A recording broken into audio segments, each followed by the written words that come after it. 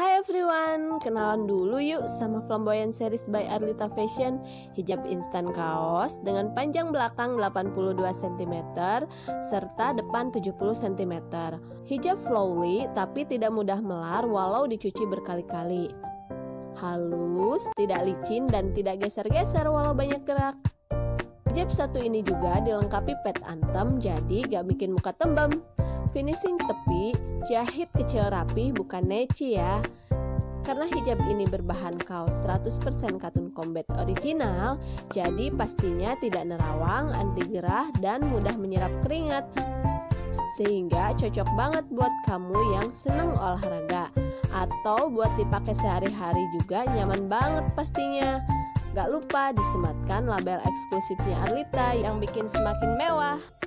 Yuk order sekarang juga via Instagramnya @arlitafashion.id atau langsung ke Shopee-nya Arlita Fashion. Check out!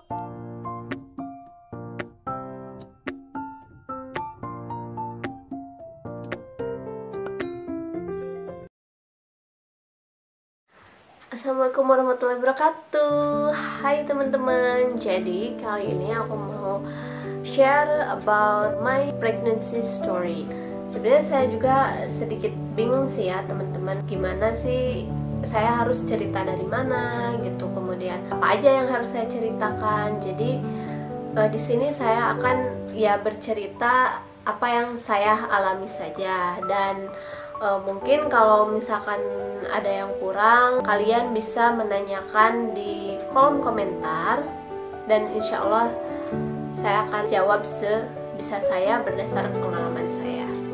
Kenapa saya bikin video ini? Jadi selama ini banyak sekali teman-teman, kerabat, dan lain sebagainya yang selalu menanyakan gitu perihal tentang kehamilan saya. Jadi semenjak saya menikah di bulan Desember 2017 itu berarti kalau sekarang udah sekitar 3,5 tahun pernikahan, itu saya alhamdulillah Allah beri kesempatan 3 kali hamil.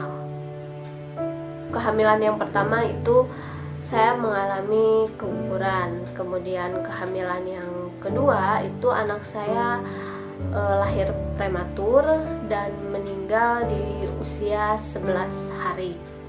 Dan kehamilan yang ketiga itu alhamdulillah sekarang lagi ada di kandungan saya. Ya doain aja semoga sehat-sehat, lancar sampai nanti saatnya lahiran gitu, sehat selamat di usianya yang cukup bulan gitu. Di 3 kehamilan itu saya mengalami 3 hal yang berbeda, jadi punya pengalaman yang berbeda seperti itu. Bahkan sampai yang hamil yang ketiga ini jangan dikira saya juga sama mengalami beberapa fase-fase yang harus saya lewati. Jadi banyak sekali yang bertanya-tanya, sebenarnya ada apa sih dengan saya? Kenapa bisa seperti itu? Kemudian apa aja sih yang telah aku lewatin gitu. Oke, langsung aja ke cerita kehamilan yang pertama. My first pregnancy story.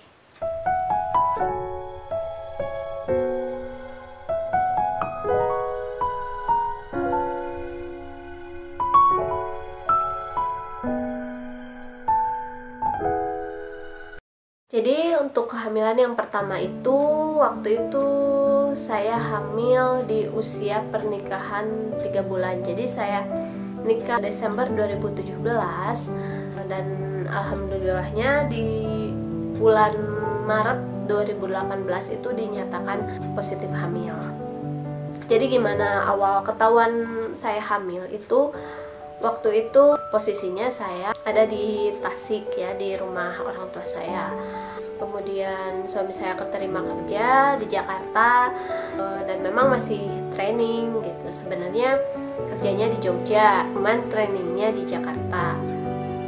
Nah, pada saat itu saya belum tahu hamil ya, belum ketahuan karena memang belum terlambat gitu. Dan alhamdulillah saya semenjak menikah suka pakai aplikasi period tracker. Jadi saya bisa tahu gitu kapan saya kira-kiranya masuk terlambat gitu atau termasuk belum gitu.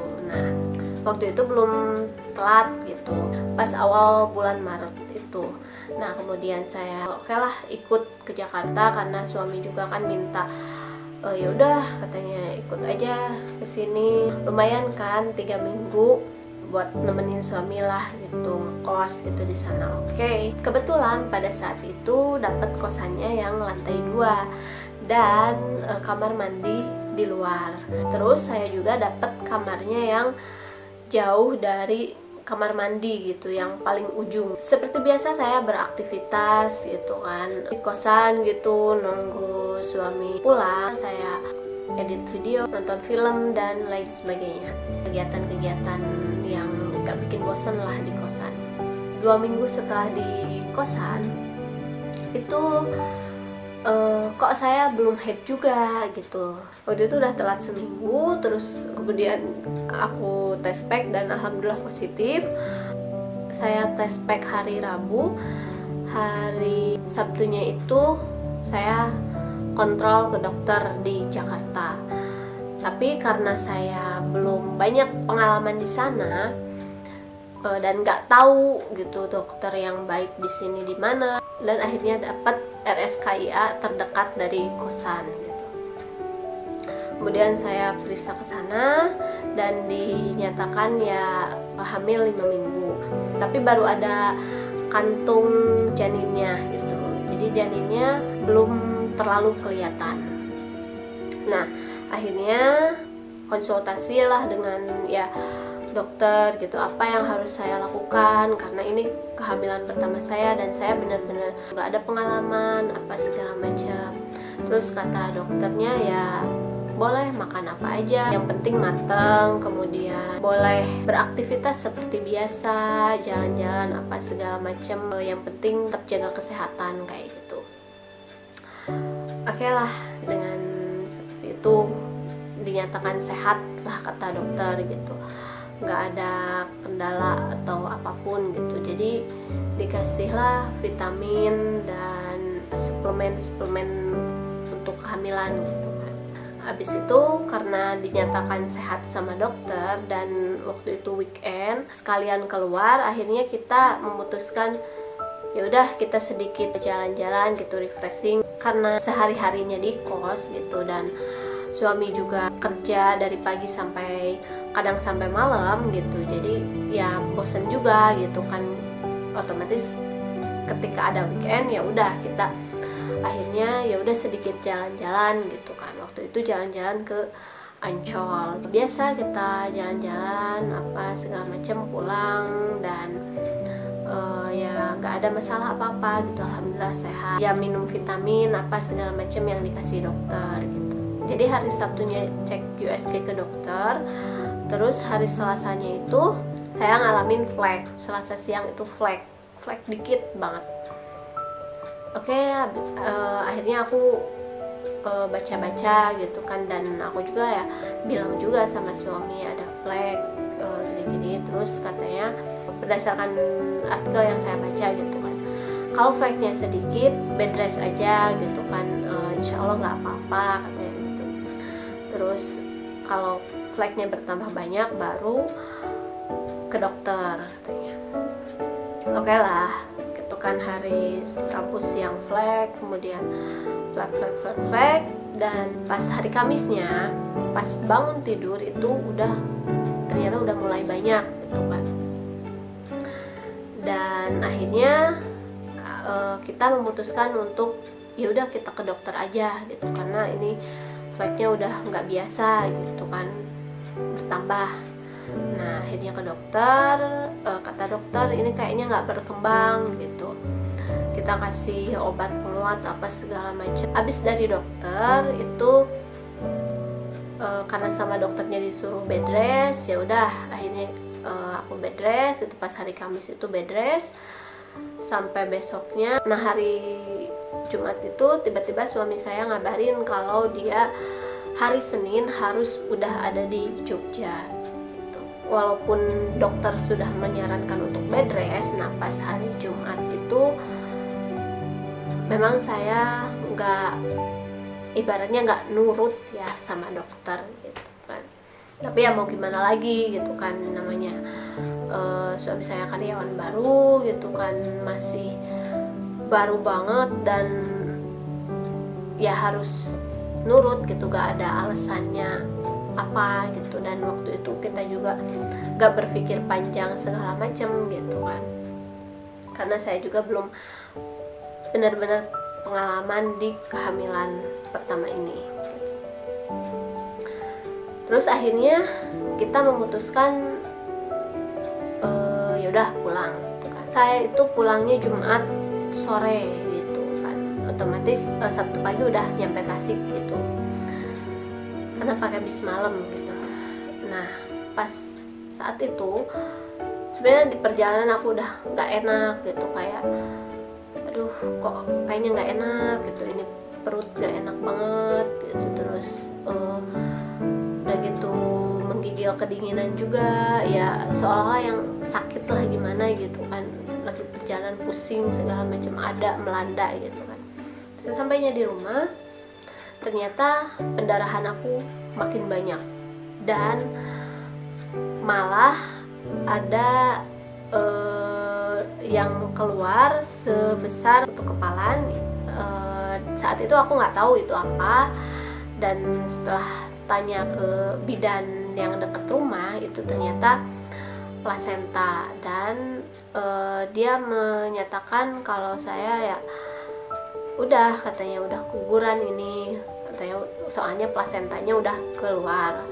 Dan kalau untuk janinnya nggak tahu kemana, karena selama saya pendarahan juga nggak ada yang namanya bentuk jaringan atau apa, karena memang pada usia itu dokter juga kan menyatakan belum terlalu kelihatan janinnya gitu. Jadi mungkin saja janinnya itu masih berupa gumpalan darah, dan saya juga nggak tahu gitu, keluarnya kapan, terus keluarnya bersama darah-darahnya itu. Dan yang paling jelas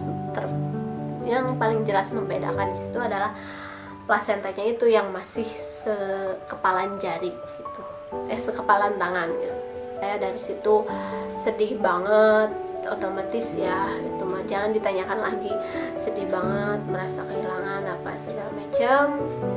Suami juga ya, keluarga juga ya sama gitu. Tapi ya mau gimana lagi. Terus pas suami saya ke Jogja gitu, saya juga di Tasik kontrol gitu USG ke dokter kandungan gitu. Akhirnya nanyain gitu, sebenarnya apa sih penyebab saya bisa keguguran kayak gitu. Terus dokternya menjelaskan ya ada banyak faktor, mungkin salah satunya tidak berkembangnya janin gitu. Nah tidak berkembangnya janin itu karena masalah genetik, ya udah dari sananya mungkin. Nah tapi saya juga ya berpikir mungkin ada salah makan, atau mungkin saya juga ada badannya kecapean, karena waktu itu kan toiletnya jauh banget, dan saya disuruh bed rest tapi nggak bed rest gitu, karena tetap ke toilet sendiri gitu. Terus kemudian saya juga sebelumnya ya turun naik tangga juga gitu, karena kosannya kan di lantai atas, sedangkan saya kalau siang nggak ada suami gitu, beli makan ya sendiri jalan gitu kan. Ya mungkin saja salah satunya ya itu, mungkin ya karena banyak juga gitu yang menyatakan ya memang awal kehamilan itu masih rentan gitu, jadi jangan terlalu capek, jangan banyak turun naik tangga dan lain sebagainya pokoknya. Dan itu saya benar-benar gak tahu tentang itu, dan ya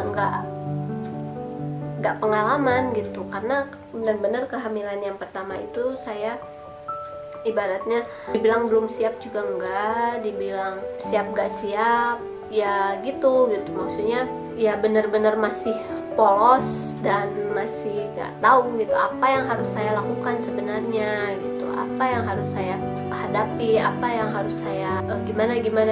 Jadi saya hanya mengikuti dari dokter aja. Kalau kata dokter sehat ya bisa beraktivitas, ya otomatis saya mikirnya ya udah aktivitas seperti biasa, karena banyak juga kan saya lihat gitu orang lain hamil ya biasa gitu dengan aktivitasnya seperti biasa gitu, bahkan mereka kerja sambil apa segala macem gitu kan, yang berat juga mereka gitu kan. Tapi ya mungkin intinya ya di kehamilan pertama itu belum rezeki saya sampai situ. Allah memberikan pengalaman, ya alhamdulillah gitu. Ya gitulah intinya untuk my first pregnancy story. Jadi untuk kehamilan yang kedua dan ketiga itu beda lagi ceritanya. Karena ini videonya terlalu panjang, mungkin ada baiknya disambung ke video yang kedua, ketiga, dan selanjutnya. Sekian dari saya untuk video kali ini. Untuk lanjutan ceritanya, subscribe, like, komen, dan share apabila dirasa bermanfaat. Mohon maaf atas segala kekurangan, kesalahan dalam cerita atau apa segala macam yang kata-katanya mungkin masih membingungkan, gaya bicaranya masih agak kurang dipahami oleh kalian mungkin. Oke, thanks for watching. Wassalamualaikum warahmatullahi wabarakatuh.